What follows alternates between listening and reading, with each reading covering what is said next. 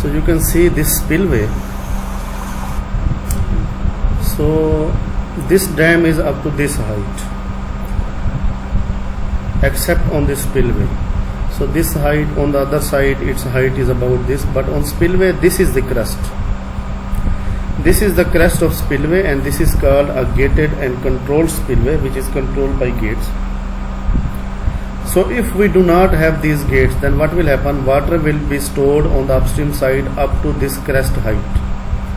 And if there is no gate, then what will happen? When water will rise over this crest, and water will start to flow from upstream to downstream over this spillway. But if we have gates like this one, this gate height may be 40 feet, 60 feet, 80 feet. So if with help of this gate we can store some additional amount of water, and we can release when we have some predictions of flood at upstream from our catchments, from our watersheds, then what will happen?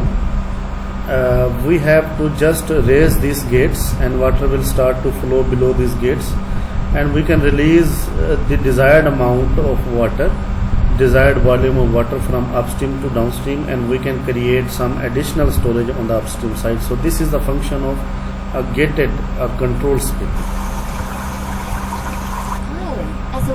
So you can see the spillway gates.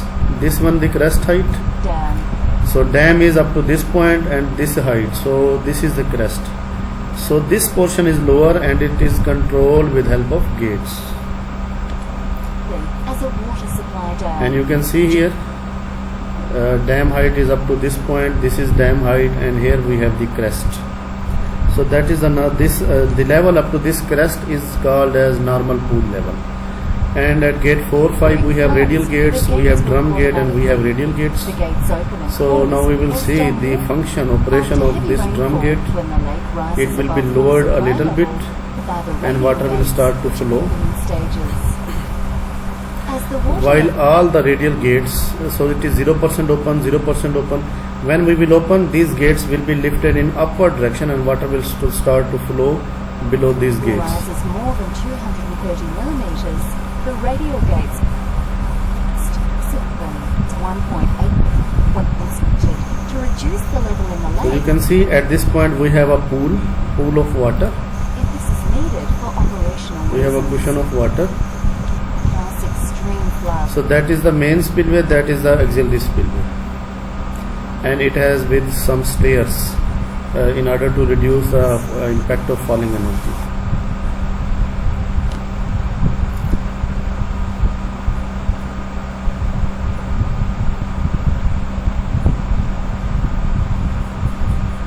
So this is also an example. We have a flow, we have crest, and here we have radial gate. This is radial or called as tenter gates, and it is lifted in upward direction. Water will start to flow below this. This is the forebay, and here we have some mechanism like this flip lip in order to lift the water into the air to create the hydraulic jump. Here we have the tail water. So you can see this spillway. This is another example of spillway, and water is flowing from this to downstream side, and this acts as a fish ladder also, this portion. So you can see this dam, we have I think there is no gates. This is called uncontrolled spillway. So this is called a chute spillway. Here we have a water pond, and this water is flowing from upstream to downstream. This is called a chute spillway. We will study in our chapter now. So this is a spillway, and in that spillway we have 3 steps. From this point to this point we have elevation, and from this point to this point again, this point to this point. Now these are some baffles, some hindrance in the way of water in order to reduce the velocity of water, and we are at upstream, this is at downstream side. So this is a shaft spillway. Here there is a concrete shaft of diameter. Its diameter may be 8 meter, its diameter may be 10 meter, 12 meter, and it is draining the water very well away from the dam body. This is preferred where we have no space, where we have a very narrow valley and we cannot develop a spillway on the embankment. Then this shaft type spillway is developed. So this is a spillway lecture. We will just go through this one, and now we will study the chapter. So these are the types we will study. And if we have no spillway, then what will happen? Water will directly fall here, and it will create a huge damage to this dam body. इसको free of कर सकते हो। Large force लगेगा, large force लगने की वजह से क्या होगा, उसके अंदर कुछ वाइब्रेशन क्रिएट होंगे।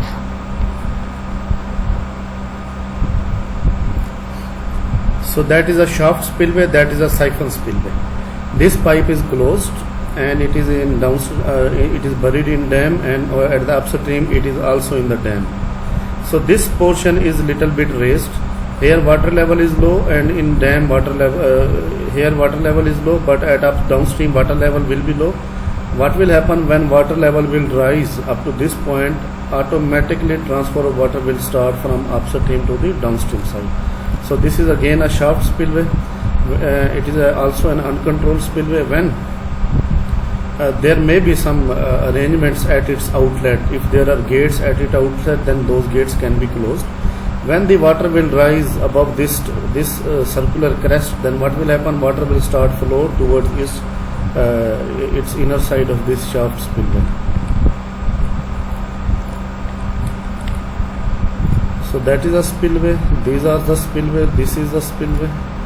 This is called side channel spillway. How it is called side channel spillway? That water is diverting in this direction. This is dam, and these are the spillways. Water is diverting in this direction. Water is basically diverting from upstream to downstream from the direction right to left. Water is diverting from this direction to this direction, but what is happening after the water diversion? There is a channel which is flowing at 90 degrees in this direction. So water is coming from this to this, right to left direction, and then it is flowing perpendicularly in this direction. That is called side channel spillway. This is opening of a spillway gate. You can see there are some radial gates. So what is the indication of radial gates? It is pinched. It is basically fixed at this point. So these are the radial gates. These are fixed at this point. So this is called nose of the pier. This one, this pier, this pier, this pier. So this is nose of the pier. This is nose of the pier. So all the angles of pier noses are 90 degree. For example, this wall and this wall, this angle of pier and this wall of pier is at 90 degree. So all the pier noses are at 90 degree.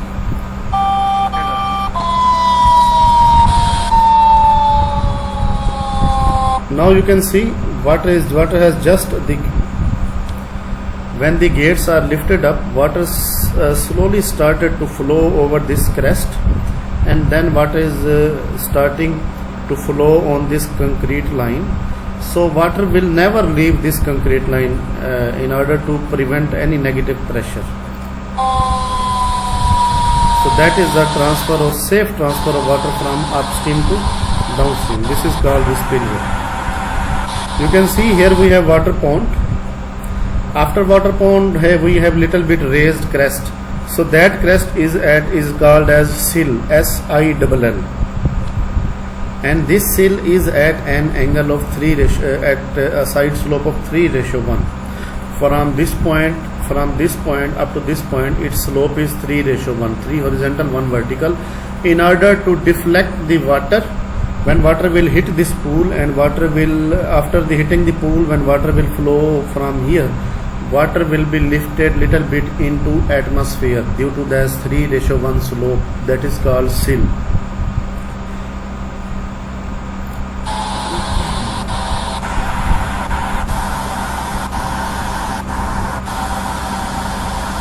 Here flow is less actually.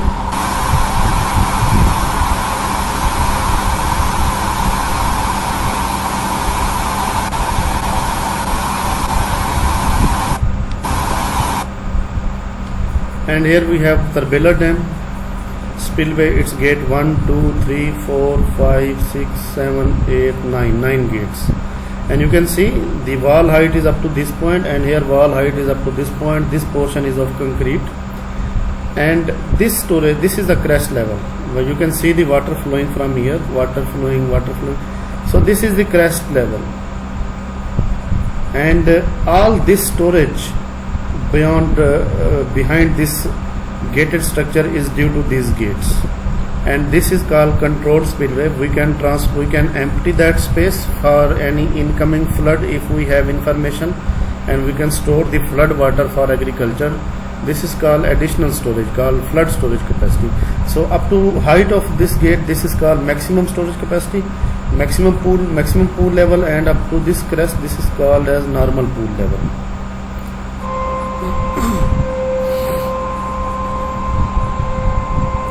So this height is 465 feet. I think its embankment height is 465 feet. All this structure, these sides and these sides are made of concrete on the mountains. I think its height is 465 feet. So water is taking time to come to the downstream side because height is more. And I think this camera is at a distance of 300 to 400 meter from this point, maybe 300 meter. So here we have a pond, we have pondage, and after pond we have sill. Water will directly jump into the atmosphere to create the hydraulic jump. You will see now.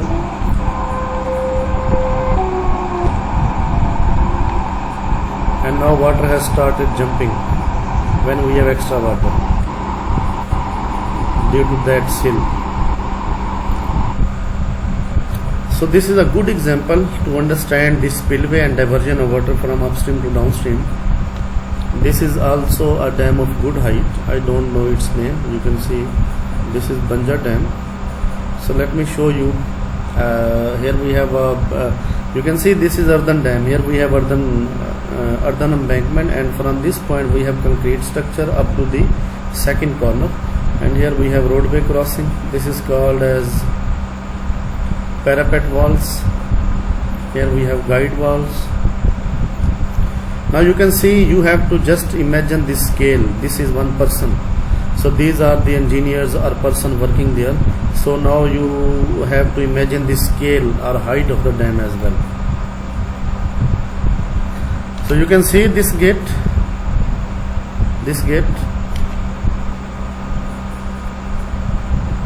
So this gate. So these are the radial gates, and this gate you can see. This is a radial gate. It is fixed here. It is fixed here. So these are the radial gates. So behind these gates, the additional storage is due to these gates.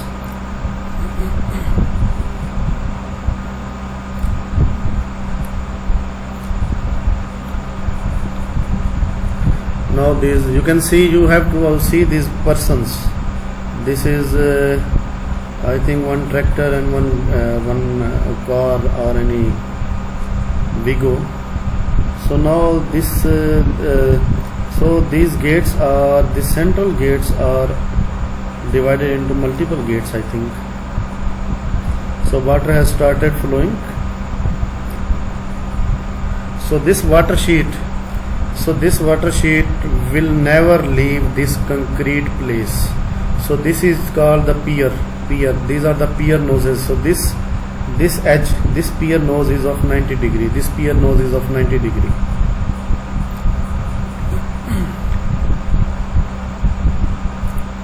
So it will zoom out here, and you have to see this scale.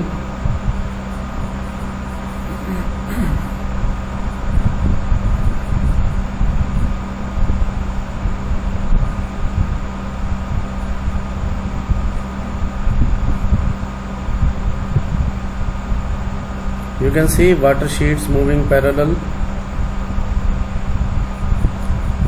without creating any vibration, any impact or anything else. So these gates are basically opened very slowly.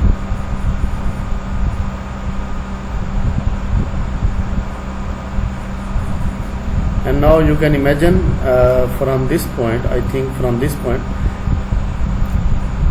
So the dam height on both the sides is up to this point.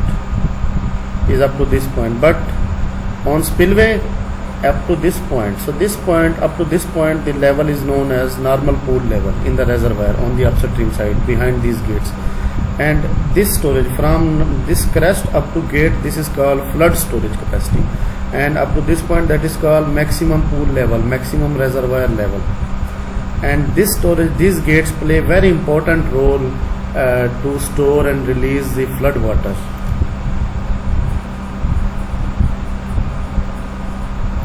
And if we don't have these gates on spillway, or simple word, if we have an uncontrolled spillway, then what will happen? The water will up to normal pool level, up to the crest level will be stored on the upstream side, and if any additional flood of 6 lakh, 10 lakh, 12 lakh cubic is coming, that will directly pass over this spillway and will cause a huge flooding on the downstream side. And if we have some prediction that a flood is coming within next 1 day, next 2 days, then what will happen? We will start to divert the water from upstream to downstream by keeping in view the water transfer capacity of this spillway, water diverting capacity of the spillway, and within 1 day we can divert a volume even more than the incoming. We can divert a volume which will be equal to the flood from upstream to downstream, and we can make space on the upstream side for any incoming flood.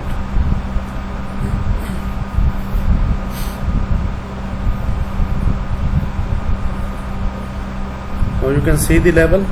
Even we cannot see the cars. This car is very little. So here we have the cars. Can you imagine its scale? There is a car, there is a tractor which we cannot see. This car is visible. These 2 or 3 cars are visible.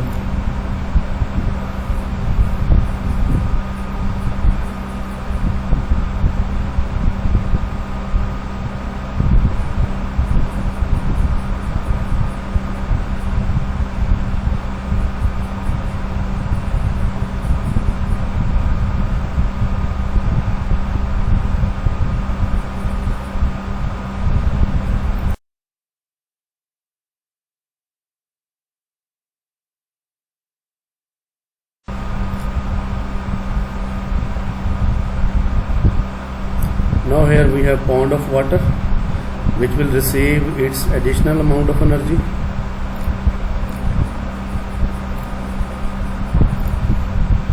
Engineering. On today's episode, the sponsor.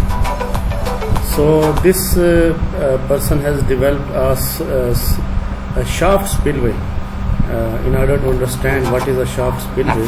Smooth out the ebb of the year rate, the inflows can burn on. For this entire dam, the Surf Dam can safely discharge floodwaters without these spillways have spillway. no gates. There are no gates on these spillways, so these are uncontrolled. The Surf Dam usually reserve examples to serve hot spillways. The smaller one on this dam we have one spillway here and we have spillway here. Is called, and the other one is called the auxiliary or emergency spillway that only engages during extreme events. Depending on life, not afterwards. Wi-Fi does photos, and I built a drop shaft. So that is a shaft spillway. Water is going into this shaft, and this shaft is diverting water through a tunnel at a very large distance, well away from the dam. And we construct this type of spillway where we don't have any space within the dam body to construct a spillway. An obvious choice for the model, the morning glory. This person has developed its model. You have to understand from that built a model one here in function. A morning glory crest. So this is a shaft spillway. Here we have a shaft, and here we have a tunnel which is diverting water well away from spillways. The level goes up. You can see the water level is rising. If the pool is below the when crest, water level no is water above this crest, it and will the level start goes to up flow as precipitation makes its way into the reservoir. Most that allows water to pass over the bell mouth. There isn't much handle for a more conventional overflow. Uncontrolled spillways normally need to be pretty big to handle even more conventional overflow.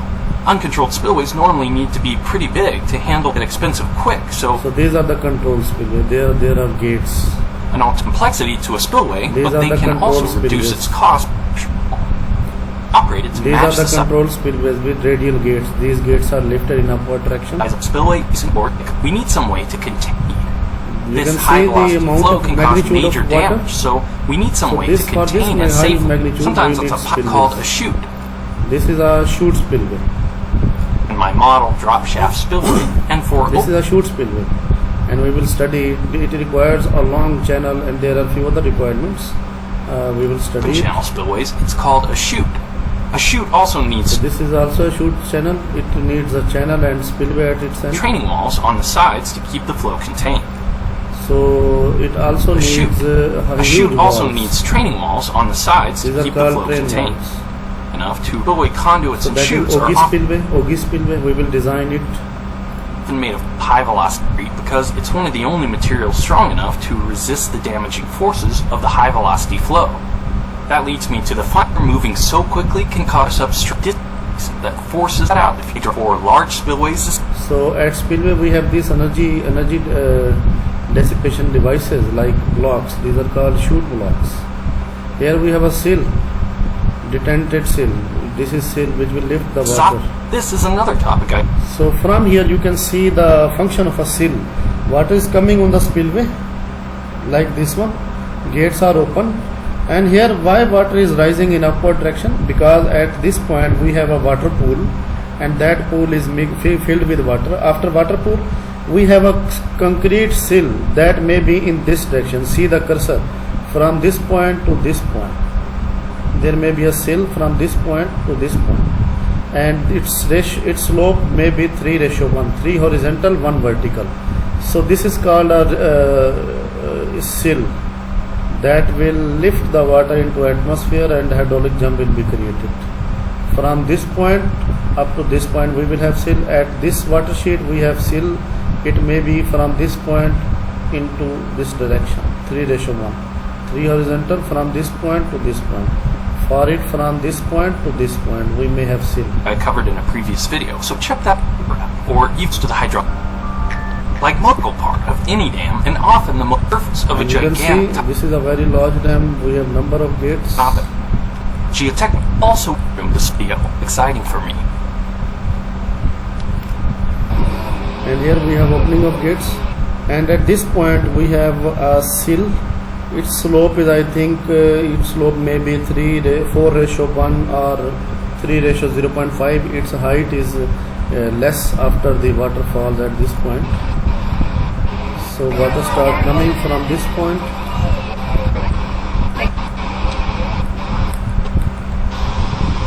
So here water is jumping little bit height. Here I think all the gates are open.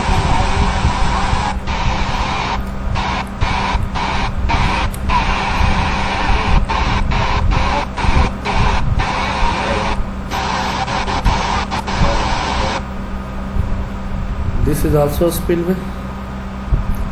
Here we have spillways.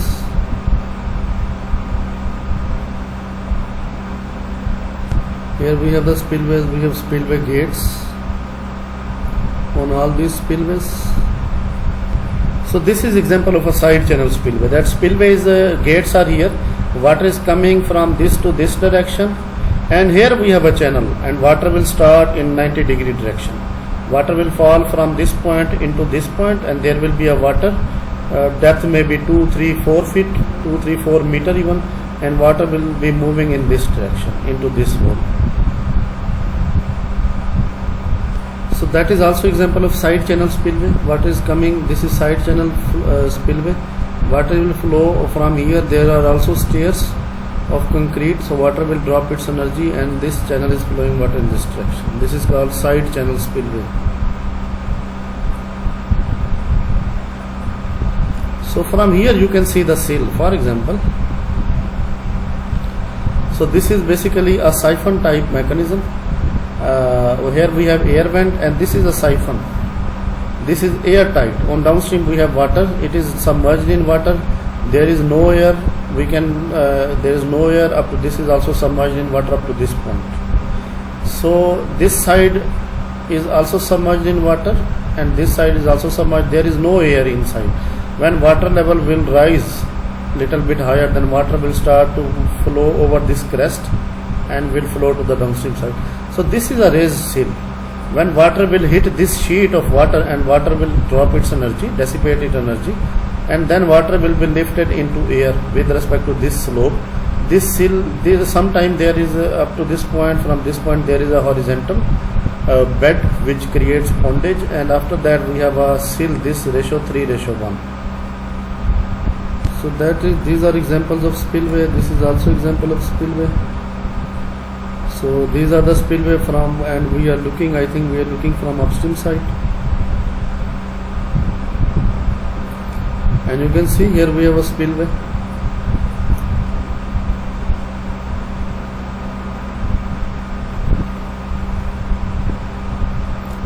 And here we have also spillway. This is spillway, this is broken up to this point. I think this is a chute spillway. This is a shaft spillway again. This is example of shaft spillway. A person with this, which is connected with a rope, is going to inspect these areas, I think. And this is water flowing into shaft spillway. You can see water flowing into the shaft spillway. Water flowing inside this shaft spillway. And this is inside of a shaft spillway.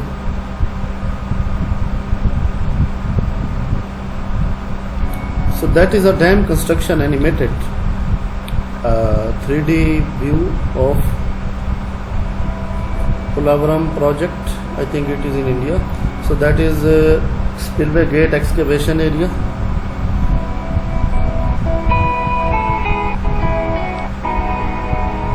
Constructing spillway foundations. Crest level. So that is a crest level. Here we have piers.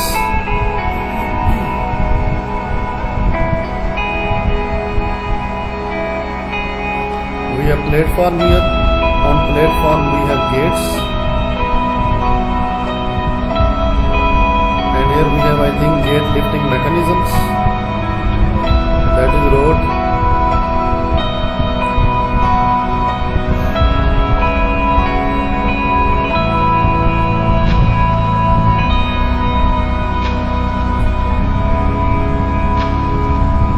So these are radial gates.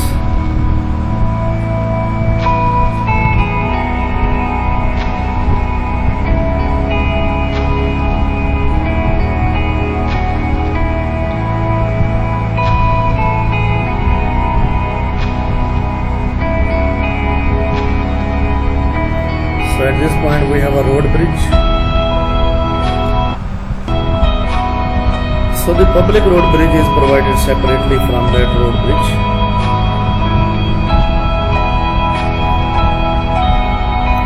This is concrete. So this is sheet pile to develop a coffer dam, as we studied in Mirage. So this area is basically constructed little bit a coffer dam to make it dry for construction purposes.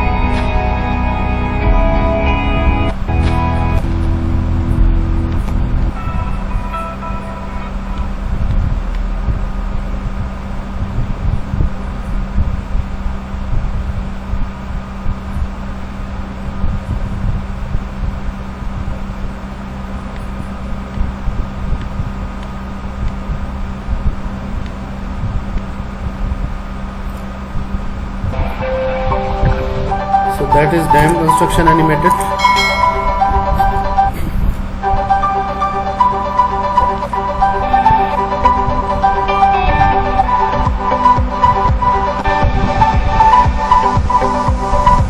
This is downstream side. This is all concrete. This is all concrete in order to protect it from raindrop erosion, splash erosion. This is embankment. This is upstream side.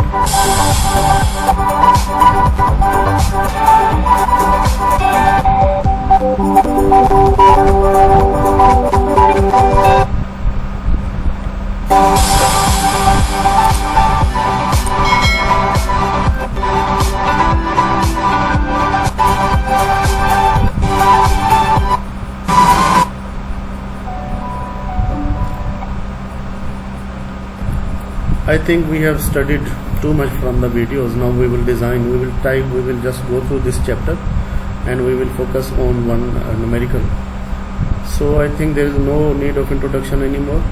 So location of spillway. A spillway can be located either within the dam body of the dam or at one end or entirely away from it, like shaft spillway, independent of saddle. And if a deep narrow gorge, deep narrow valley with steep banks separated from a flank or corners or abutment with its top of the dam, such shown in figure this one, the spillway can be best built independently of them. If there is a narrow valley and spillway development construction is not possible, it can be developed entirely at different place.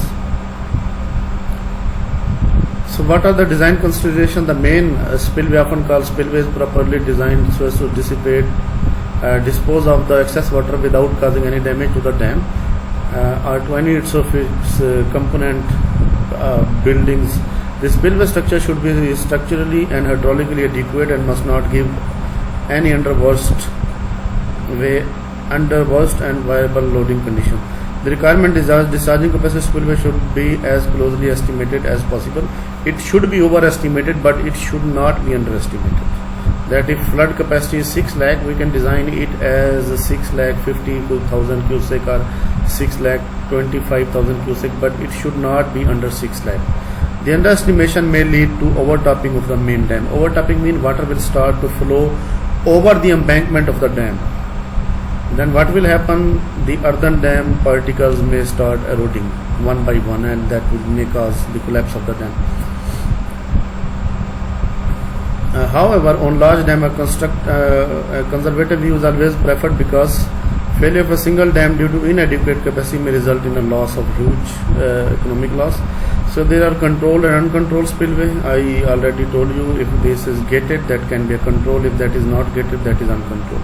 So these are the types of spillway. Straight rod strip spillway like this one. Here we have a lip, and here we have a water pond. If there is no water pond, then serious erosion is caused here and is not appropriate. It is not provided. So for this purpose, we have to make some spillway. That is overflow spillway, generally called Ogi spillway, and we will design it, and that is worldwide used. That is used worldwide. Chute spillway, often called trough spillway, open channel spillway, and then side channel spillway. We studied shaft spillway, siphon spillways. So first of all, this straight spillway you have to study by your own. You can see it, and it can be provided with this long concrete distance. Here we have downstream cutoff, and here we have low secondary dam. What will be the purpose of low secondary dam? It will create a pondage here, and incoming water will fall on this water, and its impact on this basement will be reduced. So this concrete block, concrete base can receive its impact on the standing water here. So this is important, and we will today we will design this Ogi spillway or overflow spillway. We have to design this spillway. There are two types of this spillway. So that is Ogi spillway. This is vertical face, and this face may be sloping from this may be in this direction, but vertical face is preferred. And this is point called C. We will take the C as reference point, and we will develop its upstream curve, and we will develop its downstream curve, and we will develop a horizontal portion here, and then we will develop a sill which may be 3:1 in this direction, not straight. 3:1 means 3 horizontal, 1 vertical. The sill may be in this direction, from this point to this point, from this point to this point, 3:1 in this direction. So incoming water will be, so due to sill there will be a pondage of water also, and that will divert, that sill may divert the water and will dissipate the extra energy into atmosphere. And here we have upstream face of spillway. We have sharp crested weir here, and this is called up to C point, that is called normal pool level, and this is called maximum pool or maximum reservoir level. And here we have gates. So up on this crest above this C point, this storage is due to gates of the Ogi spillway. And this is called upper nape of the sheet, this is called lower nape of the sheet, this is called crest. So this lower nape of the sheet should not leave this crest. If this lower nape will leave this crest, then what will happen? Cavitation will occur. Now we will study. Ogee spillway is important upon the free overfall, and it's widely used with concrete, masonry, arch and buttress dam. Such a spillway can be easily used on valleys where width of river is not sufficient to provide required crest, and river bed below can be protected from scour at moderate cost. The profile of this spillway is made in accordance with the shape of the lower nape of a free-falling jet over a duly ventilated sharp-crested weir. And the shape of lower nape of freely falling jet over sharp-crested weir can be determined by principle of projectile, and we will use projectile equation. It generally rises slightly to point C, so that generally rises to point C, from this to point C, and then it falls. As it originates from crest O, if a sharp crested weir then falls to make a parabolic form, on the downstream side it make a parabolic form. Now if the space between the sharp crested weir and lower nape is filled with concrete or masonry, the weir so be form will have to profile similar to an Ogee S shape, and hence called Ogee weir, Ogee spillway. This lower nape will then become the crest of spillway. Since the lower nape of free falling jet will be different for different heads, so that can be designed properly. The profile of Ogee weir is generally confined to lower nape that would be obtained for maximum head. So we have to design it for maximum head. So that in other type, its upstream face is sloping, is slanting at an direction. In a free fall overfall spillway, the water jet falls clearly from the face of the spillway, and gap between the jet and face is kept ventilated. So while in an Ogee spillway, so in this way, here we have ventilation at this point. Sorry, not here, but in this straight drop spillway without downstream protection. This point is ventilated, but this ventilation is bad in this case. It may cause worse circumstances. While in an Ogee spillway, the falling water slides over the curved path of the spillway, and there is no space between water and crest of spillway. Normally, the upstream face of spillway is kept vertical, so this is not appropriate. It is kept vertical, and this is point O. From O we start our curve. From O we start our curve up to point C. C is the reference point. C is basically the crest point. O is the origin point. So upstream face of spillway is kept vertical, and the crest shape conforms to the lower nape of a vertical sharp crested weir under maximum head. So now what is cavitation? This is very important to understand if we have to design the spillway. The crest of Ogee spillway can be made to conform only one particular nape that would be obtained at one particular head. So we will design it as at maximum head. This head is called design head and represented by HD. But in practice, the actual head of water on spillway crest, called the operating head, may be less or more than the designed head. So we have to design at maximum flood. So the working operating head may be less but may not be more than the design head. If this operating head on spillway is more than the design head, the lower nape of falling jet may leave the Ogee profile, thereby generating negative pressure. So we have to keep in mind what should be the maximum depth there behind the gate. The generation of vacuum or negative pressure below the atmospheric pressure may lead to formation of bubbles, cavities in the water. These cavities or bubble filled with air, vapor and other gases are formed in a liquid. Whenever the absolute pressure is basically whenever the absolute pressure of liquid is close to its vapor pressure. So what will happen? So as to commence evaporation, such a condition may arise when head of water is more than the design head, and the consequent high velocity jet causes reduced pressure, negative pressure in the lower region. Such cavities are moving downstream may enter a region where, so when the gases are there is negative pressure and water is moving downward. For example, if cavities are generated here and this water is moving in downward direction, cavity is there, negative pressure is there are gases in between this crest and lower nape of water. Gases are there and water is moving in the downstream. Then what will happen? A place will come so that water with gases may enter a region where absolute pressure is much higher. When this lower negative pressure, lower absolute pressure will moving in downstream with water toward downstream, and a region may come where absolute pressure is much higher, then what will happen? This cause vapor in the cavity to condense. Their condensation will happen, and then water will again come to its liquid phase, and it will result a huge bombardment, implosion or collapse of the cavity. When the cavity collapse, extremely high pressures are generated, sound, vibration. This continuous bombardment of these implosion will thus take place near the surface of the spillway, on the crest of spillway, causing fatigue, failure of the material. So material will be crushed. The small particle of concrete will start broken and will start eroding one by one.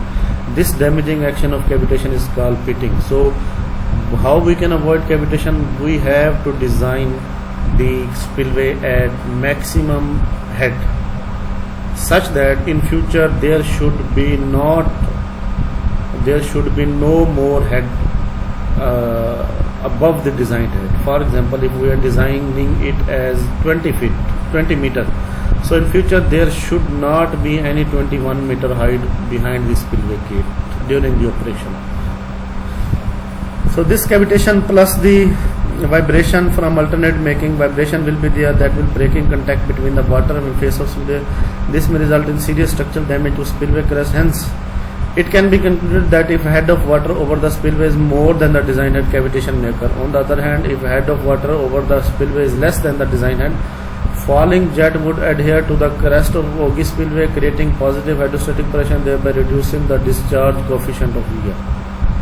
So it is also recommended that to operate 1, 2, 3 or 4 gate, you have to select 1, 2 or 1, 2, 3 or 1, 2, 3, 4 with respect to discharge and operating head, such that at the upstream side the operating head should be near to the design head. It should not be more, but it can be less in some cases. So designing the crest of Ogi spillway, and I think we will design this crest by in numerical. So in numerical it will be okay, I think, and we will design this straight edge, vertical, and numerical will be best, I think. So let's start the numerical. That is the design head HD, when we will plus velocity head HA. So that is called approach. When water is coming in this direction, that is called approach. Water will have velocity, due to velocity head that will be HA. So HD plus HA will be equal to HE. So HE is equal to design head plus velocity head. So that is water level, that is total energy line. So these are some variation coefficient, but we have to just start the numerical. So let's start. This is the only example in this chapter which we have to study. Design a suitable section for overflow portion of a concrete gravity dam. So concrete gravity dam having the downstream face sloping at downstream face sloping at 0.47 horizontal, 1 vertical. The design discharge for spillway 8000 cubic is the discharge. The height of the spillway crest is kept at, so spillway crest is at 204 meter. Average river bed is 100 meter. So what will be the height of crest? Height of crest will be 104 meter. This spillway length consists of 6 spans. There are 6 waterways. So on the extreme side of 6 waterways there will be 2 abutment, left abutment and right abutment, as in case of barrage. So there are 6 number of passages. There will be 5 piers in between these 2 abutments. So and the clear width of 10 meter each. So 60 meter is the clear width, but clear width will be reduced. Let me show how, because on the edges water will start little bit effect of pier noses, and water will be adhere and will start jumping on the piers, right side of the pier. The spillway length consists of 6 span 10 meter each. Thickness of each pier may be 2.5 meter. So let's start the numerical. And coefficient of discharge, that is 2.2. So this is a weir example, weir equation, CLEHE. So LE is the effective length. Its equation is this one, where KP and K are the constant, HE is the total head, total energy line head, LE is the clear waterway. Now there will be 2 types of clear waterway. One, it will be calculated, and second, which will be under working condition. and let me show you the clear waterway. So in this case you can see these are the pier noses have impact. Water water will come due to high pressure. Water will start to strike this pier on left side and right side, and it will accommodate little bit place, very minor. You can see here water has striking and creating a height on this side, even on this side. Now it is clear. Now it is clear. So you can see water is this is the sheet, but water is creating a little bit of height on both these sides. So this effect, these are the coefficients. These are the Kp and Ki are the coefficients. So the clear waterway is 60 meter. Let's start the numerical. So put all the values here and we can find HE. HE is equal to 15.5 meter. So height of the spillway above the river bed, that is 104 meter. River bed is 100 meter and height of reduced level of crest is 204, so that is 104 meter. And we have to apply this condition H over HD. If it is greater than 1.33 and it is called high spillway, so the effect of if there is high spillway, then effect of velocity head can be neglected, but we have to add. We can apply the equation HE plus H over HE. HE is 15.5 and H is basically the height of the dam from river bed to the crest of weir, crest of spillway. So we have to apply this equation and we have to check if it is greater than 1.7, then the discharge coefficient is not affected by tail water conditions. So these two factors, this condition H over HD represents a dam is high, a dam is low. If dam is high, then velocity head can be neglected, and this condition represent if it is more than 1.7, then discharge coefficient, which is 2.2, that is not affected by tailwater condition, and spillway remains a high spillway. Upstream slope, the upstream face of the dam spillway is proposed to be kept vertical. However, a better of 1:10 will be provided for stability consideration lower part. This is better in small, will not have any effect on the. Let me show you in the lower part what is meant by this. So that is 1:10. So this part, from this point up to this point, this height may be 30 meter, 40 meter. From this point up to this point, this height should be 1:10, and this should be straight up to point 0.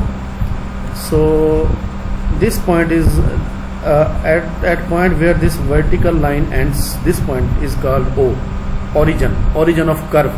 So we have to design from C up to O this curve separately, and from C to this point we have to design separately.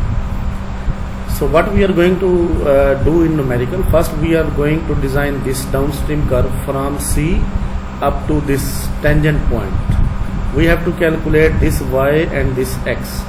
So x and y are the distance with respect to C. Y is height and x is length. So these points are x and y with respect to C. And we have to calculate these x and y. What should be the maximum x and y from C? So why this tangent point? At this point we draw a straight line. So curve is basically from C up to this point. So we have to calculate all these points, and we have to calculate from this point up to this point. We have to calculate again the points. So here x will be negative, here x will be positive.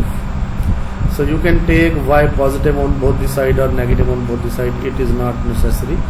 So this ratio in numerical, that ratio is given as 0.7:1. In numerical it is given 0.7 horizontal, 1 vertical. So this straight line will continue up to this point. Now we will focus on R. What is R basically? We will calculate R, and we will stop this curve at R by 2. This straight line, sorry. We will stop this straight line at distance R by 2. R is 26 meter, and this straight line will be stopped at a distance from river bed at a distance of 13 meter, R by 2 up to this point. So at this point we have to draw a curve with radius R. and we have to draw a curve with radius r, and we have to make this angle 60. So from this point we have to draw this curve again, and then we have to keep it a straight line. After some point, after 3, 4 or 5 meter, we have to give a rise. We have to give a called as a sill. We have to give a rise, and we have to make it concrete like this one. If we are going to make a rise here, then rise will start from this point up to this point, and this whole point, I mean to say from this point to this point and this one. Here will be a triangle will be formed like this one and this one. This will be a concrete triangle, and water will be stored within this. Before the sill, incoming water will strike the water and will jump into the atmosphere. So going to the numerical again.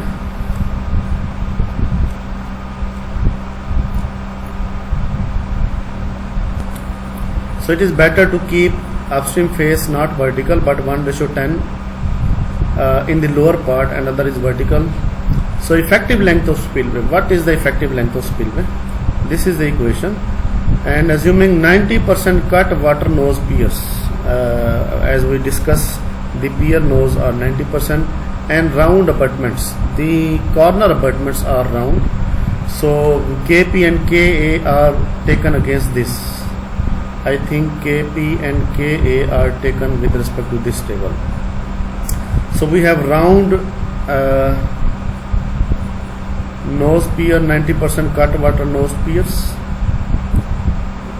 So KP is 0.01, I think, round abutment, so that is abutment, and 90% cut water nose piers. And here we have rounded abutment with head wall at 90% to the direction of flow, that is 0.1. So KP and K are taken from the table, 0.01 and 0.1. So what are the number of pier? There are 6 number of passages. On the extreme right there is abutment, on the extreme left there is abutment, and in between these two abutment we have 6 number of passages. So it means there will be definitely 5 piers. So n is equal to number of piers in this equation 5. HE is equal to 15.5. So HE is basically 15.5, and let it give a little bit higher value like 16, 16.3, 16.5 to make it at safer side, because we have to design it at a higher capacity. So it has in this numerical the author taken as 16.3 meter. Now put all these values in this equation, and you have find LE. LE is 51.5 meter. Now in previous the LE was 60 meter, but now we have LE is equal to 55, because we have increased the head and we have to incorporated the coefficients KP and KA. The water will hit the noses, water will hit the piers on both the sides, and it will create little bit disturbance, and it will reduce a very minor amount of distance, the effective distance, effective length. So we have to apply again equation of Q, and we have to put HE, which we calculated. No, we will calculate H. Again we have Q, and we will calculate H, because in this equation the LE is changed again. We are going to apply this equation, same equation. In this equation LE was 60, and now we calculated LE with respect to this equation is 51.5, and HE we have increased the HE little bit, and sorry, we have to calculate LE because we assumed it. We assumed HE to put in this equation, and we calculated LE. We assumed HE. How we assumed? It was 15.5, and we increased it little bit, 16.3, and we put in this equation, and we get LE, and we put LE in this equation, and we get HE, and HE is 16.4 meter, and what we assumed that was 16.3 meter, it means that is okay. So the assumed HE for calculating LE is alright. The crest profile will be designed for HD. Now we have HD designed at 16.4 meter, that is height head of water. So we have neglected the velocity head, but you can calculate the velocity head. So how velocity head can be calculated? Q over area. Velocity is equal to Q over area. What is the area? Let me tell you. You have to visualize that you are on this spillway, and you are facing the upstream side. You are seeing at the upstream side, and you are seeing the water facing you, water is coming toward you. Then what is the cross sectional area? The depth of water over the crest and the total length before the crest at the upstream side. So total length at the upstream side, that is 60 meter. So 60 plus there are 5 piers, because you are seeing at the upstream side water is just reaching the water is you can assume that water is not reached up to the spillway piers of spillway. Water is just behind the piers on the upstream side, and water is coming toward those piers, those waterways, those 6 number of bays. Then what is the cross sectional area? The total length from one abutment to the other abutment, that is 60 feet plus there are 5 pier, each pier is 2.5 meter. So that is the width. And what is depth of water? 104 meter from river bed to the crest, and 16.4 is basically the weir crest. So that is the cross sectional area on which 8,000 cubic is coming. So velocity is this. When you will calculate its head, it is very less. So if you add in this equation, it will be 16.44, but we neglect it because dam is large. So that is very small portion can be neglected. So this is the equation 21.2. we can apply this equation to the downstream side. Downstream side for a vertical upstream face is given this equation. So in this equation you have to add HD. HD is so this is not 1.64, this is 16.4. HD is 16.4. So you have to add this as 16.4,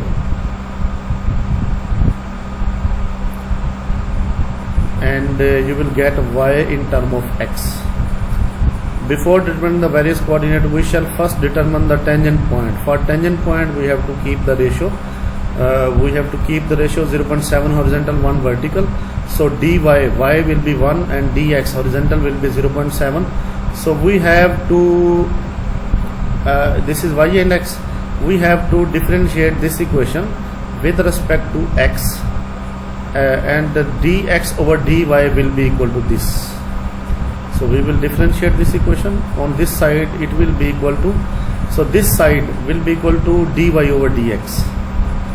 Let me show you this side. When you will differentiate, why we are differentiating? Because we are going to make this equation equal to this equation, so that this side, this right hand side, can be equated equal to this side.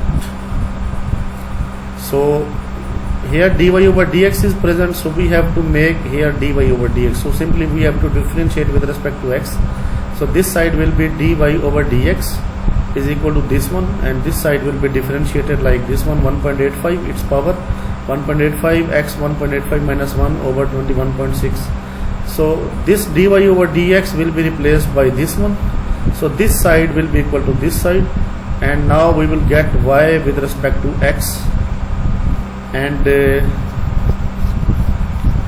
now we have this side equal to this side. There is only now x. If we have x, then we can put x here and we can get y. So these are the maximum tangent point, like 14.6, that is y, and 22.4. So we have to make this last point first, 22.4 and 14.6. Let me show you. We have to make from C, x should be 22.2 like this one. X is 22.4 from this to this point. So this is called axis of the spillway. From this point to this point, that is x. From this point to this point, that is y. So this is the last point.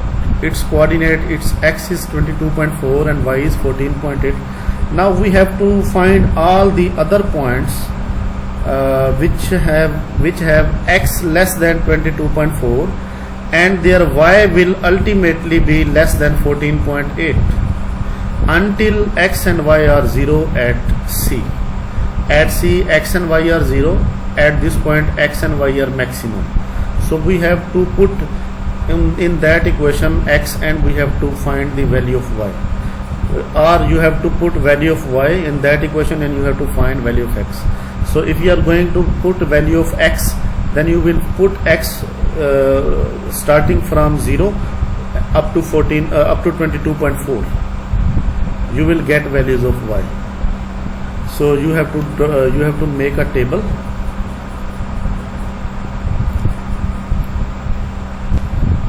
So you have to make a table. This is the equation. Now you have to put x one by one, 1 meter. You can add 1.5 meter, 2 meter, 2.5 meter, 3 meter, 3.5 meter for more accuracy. So this is general numerical. So for them you have to put all the values x in this equation and find the values of y. What will be the maximum value of x? 22.4. And what will be its y? Ultimately 14.6. So these are the x and y with respect to point C. So from C point this curve has been designed. From this point, this is C. We have x and y. We will take x and y, x 1 meter and value of y, x 2 meter value of y, x 3 meter value of y. We will make multiple points up to this point, and then we will draw a curve on these points. So this downstream curve has been designed. Then from this point we have to draw a tangent to that curve. We have to extend that curve as a straight line. We have to focus the direction of the curve at last point, and then we have to draw a straight line. And this slope of straight line should be 0.7:1, because this x and y, the equation on which these x and y are depending, that equation was developed with a differentiation of 0.7, derivation of 0.7 and 1. So you have to come at a distance of r 26 meter. We have to calculate what is r, and we will see what is r. R is basically h by 4. So what is h? H is height of dam. From this point up to this point, h is 104 meter. Its reduced level 204. Its reduced level is 100. So h is 104. You have to divide h by 4. You will get 26 meters. So that is r. That is radius. So you have to stop this straight line up to this point. What is this point? This is 13 meter. R by 2 distance from ground. So you have to make your last point of this straight line, and from this point you have to draw a curve of 26 meter. That it should be tangent to the ground surface. Ultimately you will find a point. This height will be 26 meter. This will be 26 meter. So that angle will be 60 degree, and this should be 1:10, and this is a straight line. Now what should be the distance of this vertical line from this one? C is the crest basically. Then we have to design these points to join. So we have this vertical line because we have designed the crest, the straight line here, the crest. So we have to now find these points. So its x and y, x will be negative, its x and y will be very less, I think, but we have to design it. We cannot keep it horizontal, and our gate will be rest here. Gate will be rest if there is a radial gate in this direction. See the cursor. If in radial gates are in this direction, their curve face the down upstream water. So radial gate will fix before this crest, before this C. Water will just start and flow downward direction. So the downstream curve is designed with respect to this one. Now for upstream curve we have to use this equation. This equation is given as 21.3 in this chapter. You have to use this equation. You have to put HD 16.4, and you will get this equation, and now you will put the curve should go up to x is equal to minus 0.27 HD. Now we have distance of this axis. This distance is 4.443 meter. and this distance, this straight line will be 2.07 meter up to this point. So y is 2.07. At below this y there is a straight line, so y is 2.07 meter.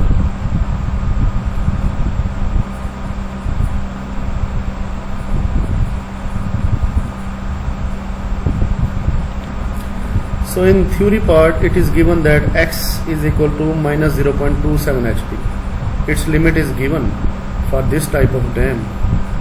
So in numerical x will be,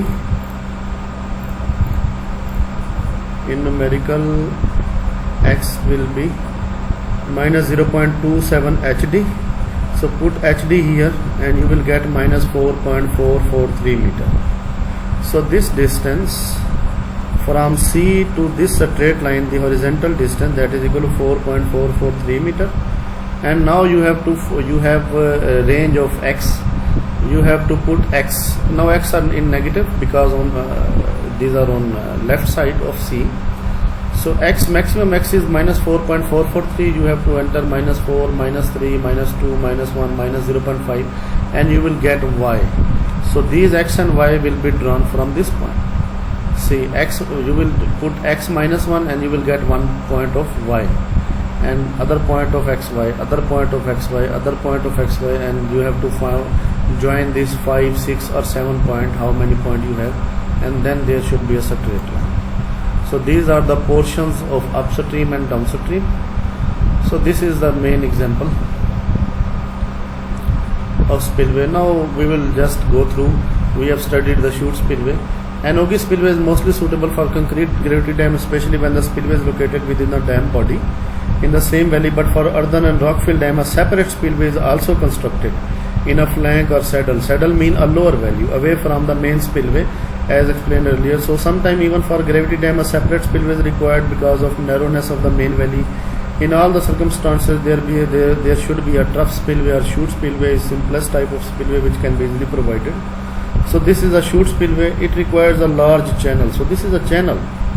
Here we have a weir again, normal pool level, and then we have a channel. We have side walls, and then we have steeply sloping chute or trough. We have channel, and then we have downstream face. Then we have river. So this is a chute spillway. In pictures, I also show you a chute spillway. So what are the requirements? This is a chute spillway. Section through a chute spillway. Here we have a normal pool level, we have crest and water flows here. So this is a long channel here. We have tile drain here surrounded by gravel. We have drainage here. We have smooth gradual vertical curves here. So control structure. So there are some type of structure there. What are those structure? So this is 1 point, 2 point. Let me show you what are the requirements of this chute spillway. The other types of spillway are very short and we will study in just few minutes. Since the trough spillway or chute spillway is provided in a flank or lower valley, lower height, the height of spillway the height of spillway or ogee weir required to be constructed in that flank will be small. Sometimes its height will be small. Almost flat low weir shall be required. So a low weir is required, which depend upon the natural level of the bottom of the flank. If the flank bottom is at a lower level than natural pool level, an ogee weir shall have to be constructed up to that level. If the flank bottom is higher, then normal pool level excavation will have to be done. So a channel is there. Next, chute slope, the water spilling over the control structure. If there is ogee weir and water spilling over that weir, then flows through chute channel. So there is a chute channel. The minimum slope of chute channel is governed by the condition that supercritical flow must be maintained. Velocity is always very high in that chute channel. The slope of the chute is kept just sufficient to meet this flow requirement from the crest as far as long distance as possible without any filling. So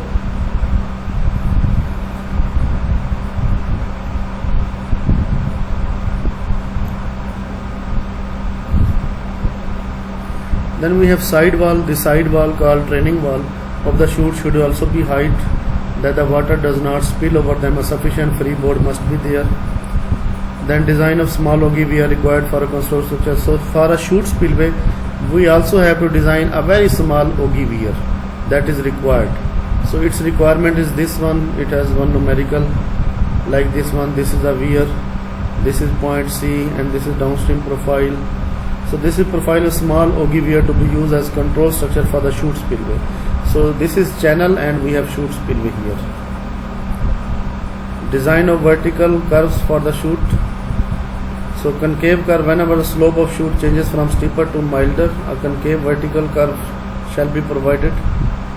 So this is called concave curve, this is convex curve.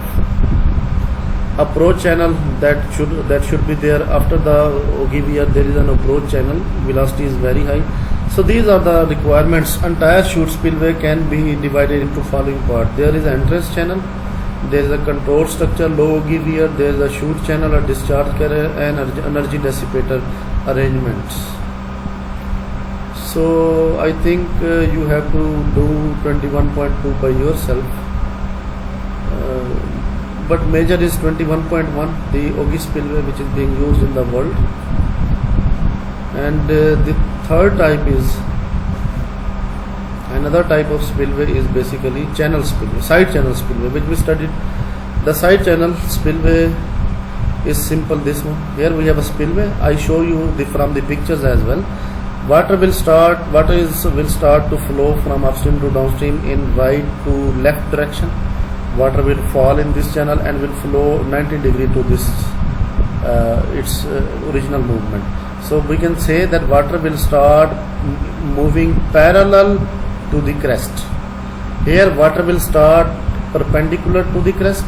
Water movement is perpendicular to the crest. When water will pass the crest, then water will move parallel to the crest. So that is called side channel.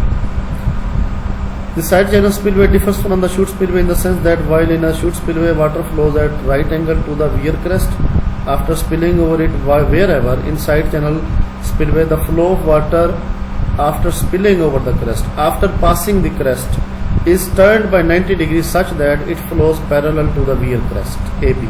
So A and B, AB is the weir, here A, this is B, A and B. So this is weir crest. When water will spill over, will cross this crest, and water will turn at 90 degree.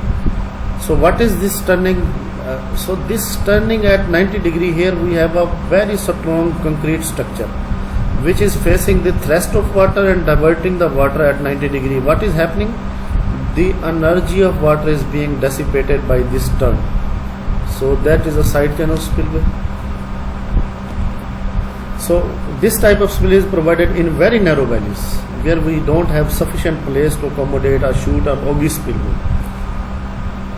So another type is basically, so that is another type is this one, that is called the shaft spillway, which we studied. Here we have a circular shaft, and water will flow through this shaft and water will divert to the river at downstream side. And now we have the divergent tunnel being used as conduit. So this divergent tunnel we have, this is the top view. Here we have river upstream, we have downstream, we have dam, and here we have this tunnel. We have shaft spillway, and this tunnel is very far away from this point. Now we have siphon spillway. I also showed you the siphon spillway. A siphon spillway essentially consists of a siphon pipe, one end of which is kept on the upstream side. So you can see here we have the normal pool level. Let me show you, zoom in. So this is the normal pool level, and here we have some air vent. That air vent is also submerged in the water at normal pool level, but siphon is very well below than the normal pool level. But siphon pipe is rising, and it's rising, it is higher than this normal pool level. So this is basically air vent that is at normal pool level, and this height is at normal pool level, and siphon is then again transferred to the down. This is a pipe. So what will happen whenever the water will be lower than the normal pool level? This air vent will be closed, and when water will be little bit higher, water will cross. You can see the cursor. When water will be at this point, normal pool, water will be higher, then what will happen? Water will start moving. Air will be closed. There will be no air, and water will start moving from higher potential to lower potential. So that is, air pipe is also submerged, so that is called the siphon mechanism.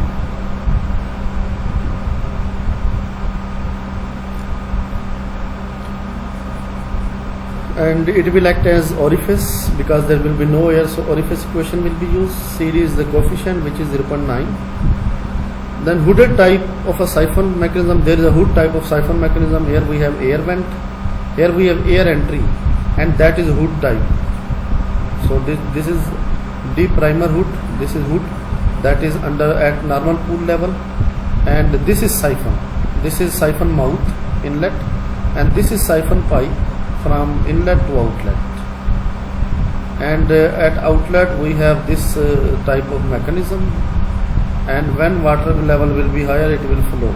This is hooded type. You can see here, this one is a siphon pipe, and this one is called sometimes there is no air vent and we use priming devices. This baby siphon is introduced. So what will happen when this side will be used as outlet, water shooting from the baby siphon closing the outlet, so it will close the outlet. And now we have the energy dissipation. We use energy dissipation devices like we see baffle plates, baffle valves. The water flowing over the spillway. The water flowing over the spillway acquires a lot of kinetic energy by the time it reaches near the toe of the spillway because of the conversion of potential energy into kinetic energy. If arrangements are not made to dissipate this huge energy, then what will happen? Water may cause scouring, erosion. So we provide energy dissipators by converting supercritical flow into subcritical flow, by hydraulic jump, and by making it fall away from the toe of the structure. So energy dissipated into air. So hydraulic jump can act as there. We can provide downstream water, and water will start a strike to the existing water and create a hydraulic jump here. So there may be 5 types of mechanism. 2 curves are basically prepared. So there are 2 types of water. One is Y2, water after the jump, and second is the tail water level. After this there is a water level in the channel from this point. So there are 2 curves basically. One is tail water curve, depth and Q. Second one is Y2 curve, Y2 and discharge curve, and second one is the tail water. What is the elevation at the tail end? If these 2 curves join, if Y2 is lower, this is upper. If Y2 is upper, this curve lower. At initial stages, at low discharge, Y2 is lower, and at higher discharge, Y2 is higher. So at lower discharge, Y2 is more. At higher discharge, Y2 is less. So these 5 types of mechanisms. So energy dissipation for first case when both overlaps. So this is the stilling basin. This is the sill which I was discussing. This type of sill is made of concrete, and its slope is 3:1. At this time its slope is I think 1/1, but its slope should be 3:1, 3 horizontal, 1 vertical, and it may lift the water into the height. So you can see here Y2 is equal to total energy line. You can see this line is equal to this line. Y2 is equal to tail water level. So this is tail water elevation, this is Y2. So this distance can be made 5 into Y2 minus Y1. So what is Y1? Y1 is basically height of water before the jump. It may be the lowest, and this is hydraulic jump, this is supercritical flow, this is subcritical flow. Here depth is more, velocity is less. Here depth is less and velocity is more. So hydraulic jump is mean the flow is being transferred from supercritical into subcritical. So for the first case, when tail water condition coincides with Y2 curve on at all the discharges, this is the ideal condition for jump formation. The hydraulic jump will be formed at the toe of the spillway. Here this is the toe of the spillway. Hydraulic jump will form here, and maximum energy dissipation will occur in this stilling basin. For the second case, when tail water curve is lying above the Y2 curve is lower, Y2 curve is lower and tail water curve is upper, then what will happen? So this distance is again here. Now you can see height after the jump. If jump is ended here, height after the jump is lower due to this curve. So Y2 is lower and tail water is higher. tailwater depth. You can see tailwater depth is higher. Let me zoom in here. Tailwater depth is higher, and due to this curve, where is y2? Y2 is the depth of water just after the jump. So jump is ending here, and we have to find y2 here. It is less than the tailwater curve, so it's at all the discharges. So similarly, its curve will be less. Q versus depth will be less for all the discharge, at low discharge, medium discharge and higher discharge, and tailwater curve is above. Then in this case what we will do? So in B case, y2 is always below the tailwater. The jump formation at the top will be drowned out by the tailwater. So jump will be drowned out by the tailwater. Jump will not be visible, and little energy will be dissipated. If jump is at the toe, like the first case, ideal case, maximum energy was dissipated and it is a safe structure. But in this case, what will happen? Energy dissipation will not take place properly because jump will be drowned out. Jump will be submerged in the tailwater, and little energy will be dissipated. Water may continue to flow at higher velocity along the channel bottom. Here the water velocity will be low, but you can see water velocity will be higher in this place. So in this case what we have to do? We have to make concrete structure, concrete basement at a long distance. So this problem can be solved by constructing a sloping apron above the river bed. So above the river bed we have to construct a sloping apron, level as shown, and the jump will form on the sloping apron where depth equal to y2, lesser than is available. So the slope of apron is made in such a way that proper condition for jump will occur. A second solution of this problem is that we just make it a little bit curvilinear, so that water should jump here, and water when will fall here, it will create reverse rotary current in the tailwater. If we provide a concrete slope here, then water will jump here and water will jump into the tailwater and create a reverse rotary, and this will rotate in this direction. What will happen? When water will rotate in this direction, clockwise direction, then what will happen? This sediment particle will not be eroded from this one. Even particles from this point will join this, because this reverse rotary current is there. Particle will be eroded from this point and will collect here, and it will support the dam. So for third case, energy dissipation when tailwater curve lies below the y2 curve. So this is the curve. Here the tailwater y2 is more and tailwater is less. This is the height of tailwater, and you can see the here we have the hydraulic jump formation, and y2 will be more. Then what will happen? If the tailwater is very low, the water may shoot up out of above bucket and fall harmlessly into the river at some distance downstream of the bucket. This bucket is thus known as sky jumping bucket, and can be used for energy dissipation in case C when tailwater depth is insufficient or low at all discharges. Sky jump bucket of energy dissipator requires sound and rocky riverbed. So there should be rocks or concrete riverbed, because the part of energy dissipation takes place by impact. You can see the impact of water. So there should be large concrete stones or stone blocks. Second solution is that we can provide a sloping apron here. You can see after this slope we do not have a straight riverbed. We have a sloping riverbed here, like this one, and then we have a stilling basin, and then we have this one.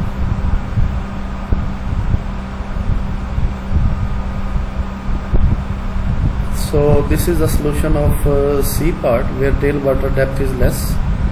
So this was the tailwater depth, you can see original, but what is happening? And y2 is more. So that is stilling basin. Sorry, tailwater depth is here.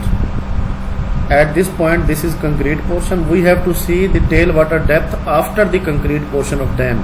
So from this point to this point, this is the tailwater depth given as this one. So this is the tailwater depth, but this is the y2. In this case, y2 curve. This is C case. Y2 curve will be higher than the y2 curve will be higher than the tailwater curve, like this one. So in this case we can provide, what are the solutions when tailwater depth is insufficient or lower the sky jump? So the second solution is that we provide sloping apron but below the riverbed. We provide sloping apron below the riverbed, mean we do not have to raise the riverbed. As already the tailwater depth is less, so we have to make some excavation and we have to provide these sloping aprons. We have to provide this concrete. You can see this is provided below the riverbed. This is riverbed.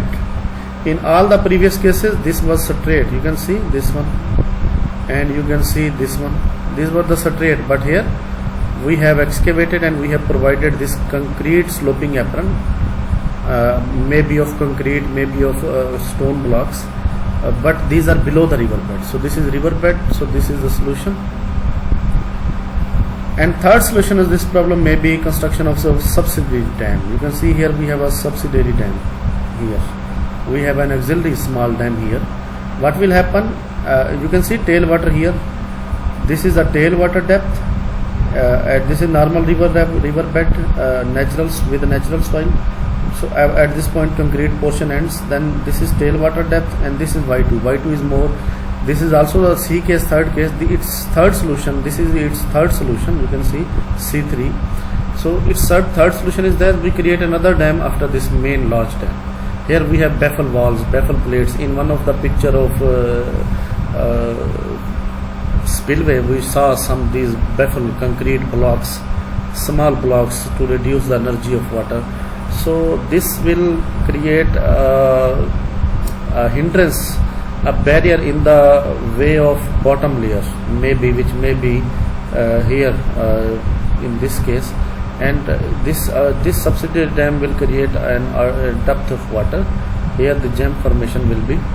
And the fourth, and this is called the baffle wall, actually row friction blocks can be there.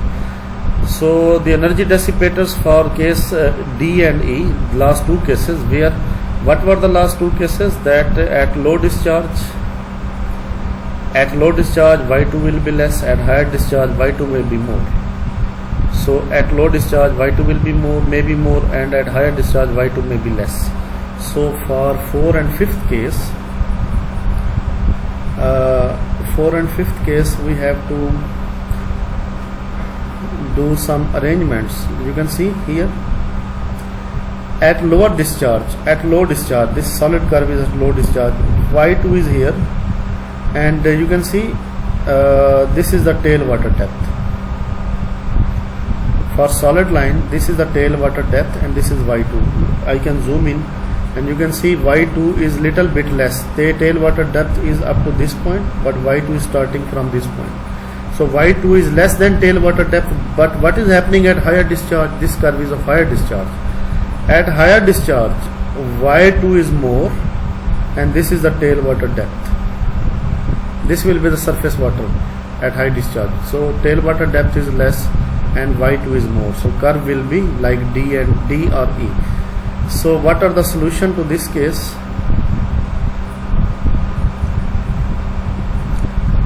For D,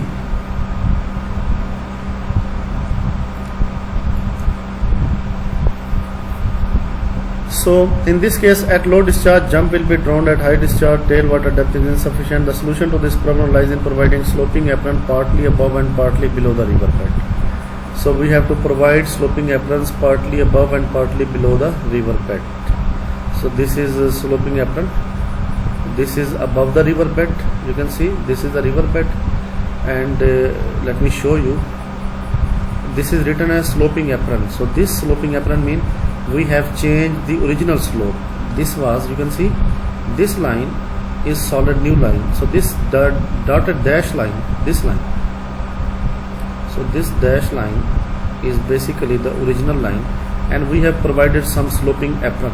We have provided some concrete structure which is, so this is the ground level, this dash line is the ground level which is higher than the ground level, and we are providing the sloping apron here which is below the ground level. So these are the solution for D and E. So energy dissipation below other types of spillway.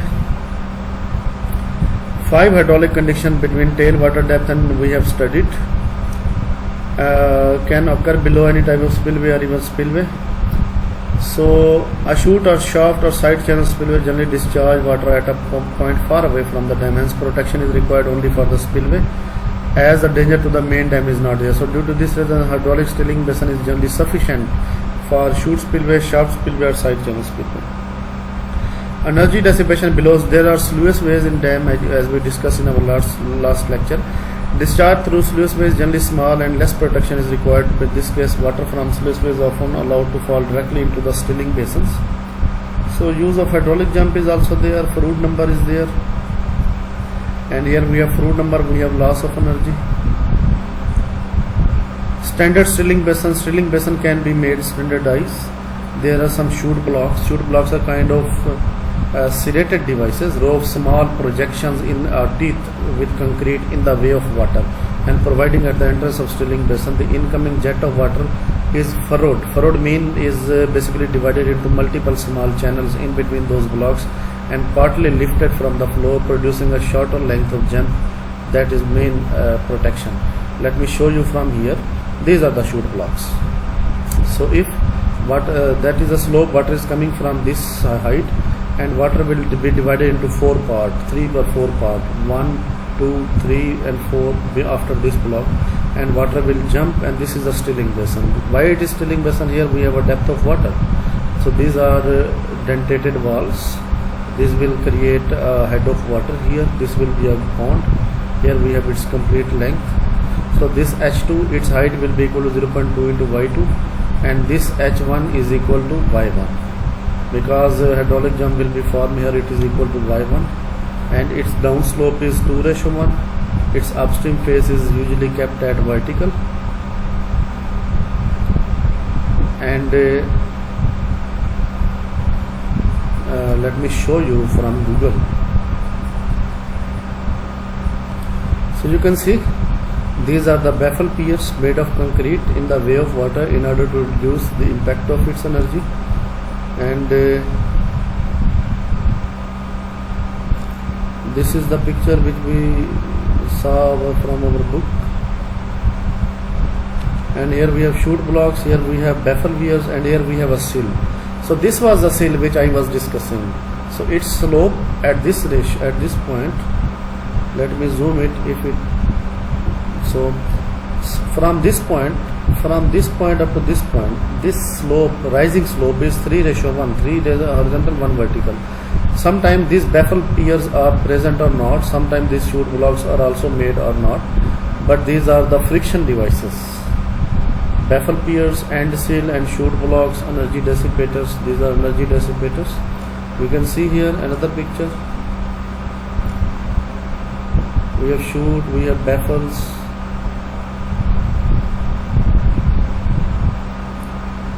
and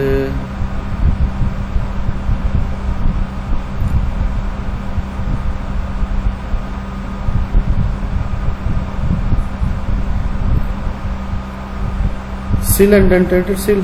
Sill I showed you. Sill are more preferable.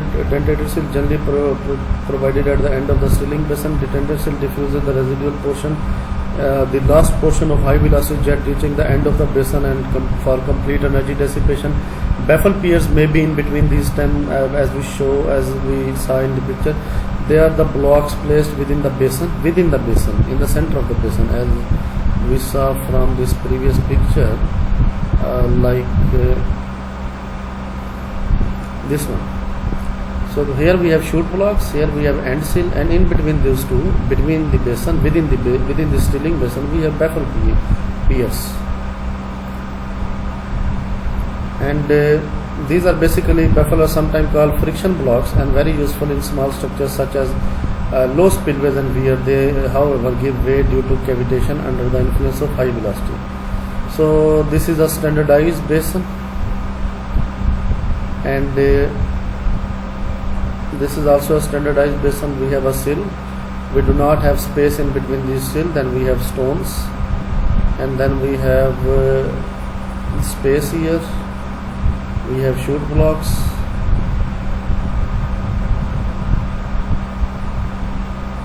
So there are some dynamic forces on spillway bucket and spillway bottom. So at this point there are some dynamic forces. So this portion is designed, this curve should be designed properly. Its concrete length, concrete width should be more as compared to the other portion, because this portion, at this portion its concrete width should be less, but at this portion its concrete should be sufficient. And this is the Newton's second law of motion is applied here. I will not go into its further detail. I think the time is short between and we have our paper ahead, and then it may be very difficult for you. Then types of spillway gates, I think you have studied, you saw from multiple videos, but I will just go through from this topic. We have dropping shutters or permanent flashboards. This is the dropping shutter, flashboard or shutter. This one, this may be of steel. Here it has rubber strip in order to stop leakage of water. This is the level of water, and this is strut or spillway gates. So this gate is connected to a wire which is passing over by here. A wire is above here and it is connected to that wire, and that may be lifted and again dropped to this point. It is hinged at this point.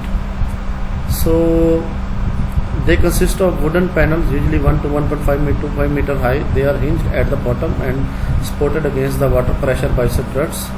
These shutters fall flat on the crest when downstream supporting struts are tripped. This shutter can be raised or lowered from an overhead cableway or a bridge. Various type of shutter can be. This was present on the old Khanki weir. So let me show you.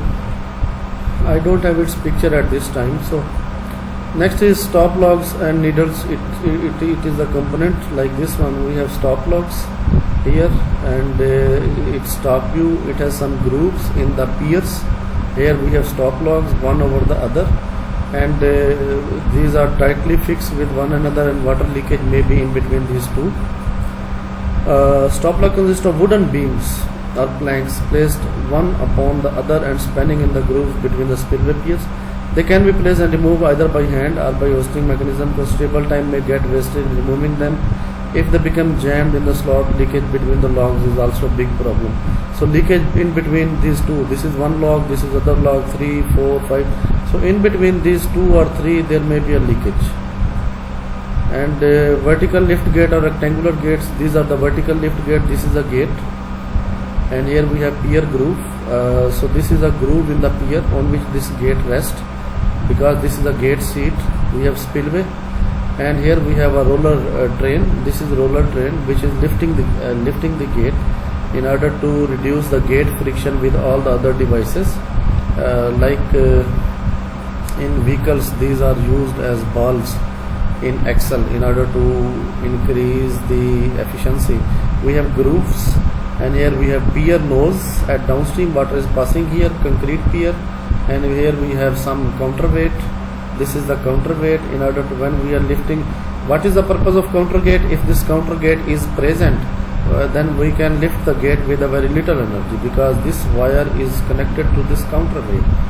So we have platform for operating hoisting mechanism, and we have hoisting cable. This is the cable on which this gate is attached. We have water seal. Here we have the water seal. This is the water seal, and we have rectangular gate. This motor will rotate anti-clockwise, and this counterweight will be lowered and gate will be lifted, and water will be transferred to the downstream side. So these roller trains are on both the sides, not in the center, or on both the sides of the pier basically. And this is the top view, plan view, and here this is water seal, rubber seal, rubber seal. This is upstream, this is downstream. Here we have roller train connected here. This is the roller train, this is the roller train. So these all the balls are roller train on which the gate is connected and lifted upwards. So these roller trains are will basically roll.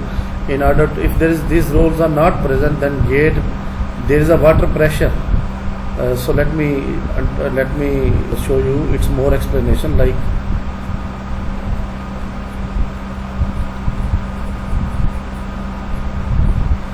so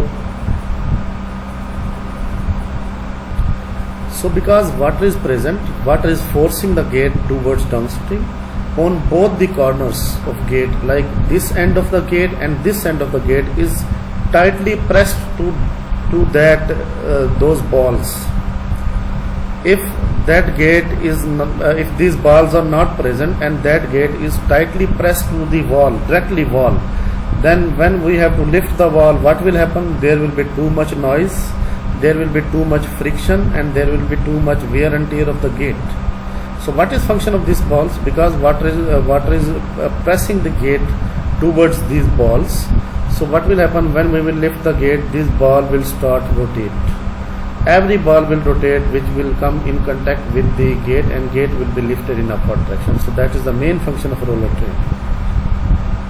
And here we have roller train, we have gate spanning between the spillway pier. It's sometime height of gate may be equal to width, sometime height may be 60 feet and width may be 80 feet. It depends upon the gate and its material used. And next is the radial gate. This is the most widely used gate, and here we have a point which is called C, and here we have the pier. Here we have pier. It is resting. I think it is resting after the sea. So it's this face. This gate is facing the water, and it will be lifted in little bit upward direction. Here we have a cable connected to this center of the gate, and cable is connected to this electric motor. Here we have operating platform. We have concrete bridge between piers. We have here we have bridge and roadway. We have pier nose, and when this will rotate clockwise, and this will be lifted upward, and water will start flowing to this one. So do not assume that water is up to this point. Do not assume that water is up to this point. Water is pressing this one. Water is pressing this radial gate, but what we are seeing the pier. This is concrete pier. In this book, this is a concrete pier. So water is just pressing this gate. Water is pressing up to this point. Water is constantly connected and pressing this one. So after radial gate, we have drum gate. In one of the video I show you, I basically showed you the drum. It will in one of the animation we saw, it will just rotate, and the water will just try to start to transfer from upstream to downstream. So this was the spillway chapter.